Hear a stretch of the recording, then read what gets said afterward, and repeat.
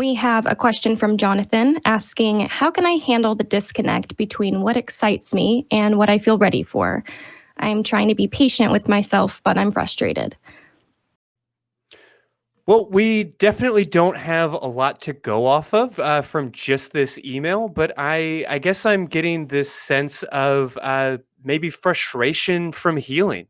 Maybe I'm reading too much between the lines, V, but I get the sense that this is somebody who has some real discomfort, maybe even trauma from a particular aspect of their sexuality and is struggling to get to a place of healing. So I recognize that I'm a little bit in the dark on what you're struggling with here, and I might encourage you to give us a call and see if we can't maybe clarify further. But I do want to say that if you have things that excite you that you maybe don't feel prepared to act out on in the real world, that's okay. That there's still lots of opportunities to explore these things, whether that is through fantasy, just with yourself, whether that's through a form of perhaps role play or just dirty talk and conversation with your partner.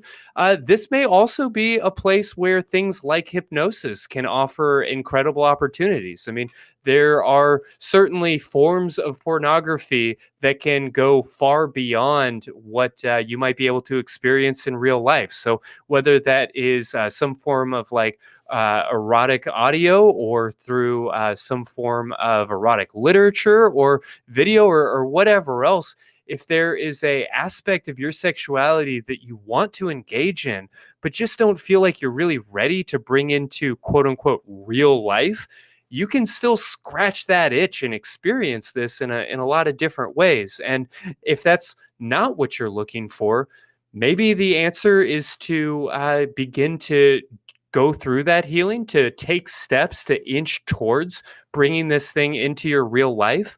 But I would only caution you to say that you can spend an entire lifetime bemoaning the sex that you're not having. And I would really encourage you to enjoy the sex that you are having. So if there is something that feels like it's on too high of a shelf, you're just not able to reach that right now, that's okay. And if you want to work towards that and try to heal or take other steps to have access to that part of your sexuality, I am all for that. I mean, that's literally what I do for a living. So, give me or some other wonderful professional a call. But more importantly, I would encourage you to find a little piece of acceptance and maybe a sense of joy in the sex that you are having. I really can't add too much more to that, Christy. You hit the nail on the head there. I think that I'm just going to echo from my own experience. There are things that I never thought I would do ever that in theory were interesting and exciting to me, but were very, very much off the table in real life, right? That was for the spank bank, but not for the bedroom. And it really does take being with a partner who is communicative and somebody who's willing to sit with you and work through that with you in a way that doesn't pressure you to go beyond what you're comfortable with. And if you have that, then I think everything else will fall into place in time. And of course, there are always going to be things that might be exciting in theory that you're not comfortable with in real life. And that's fine. That is absolutely okay.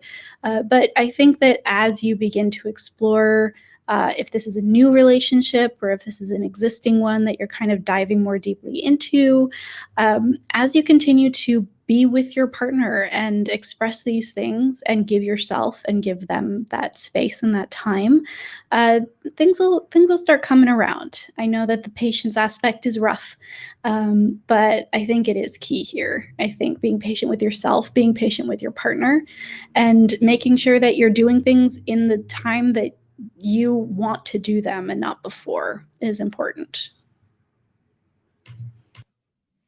All right. Well said.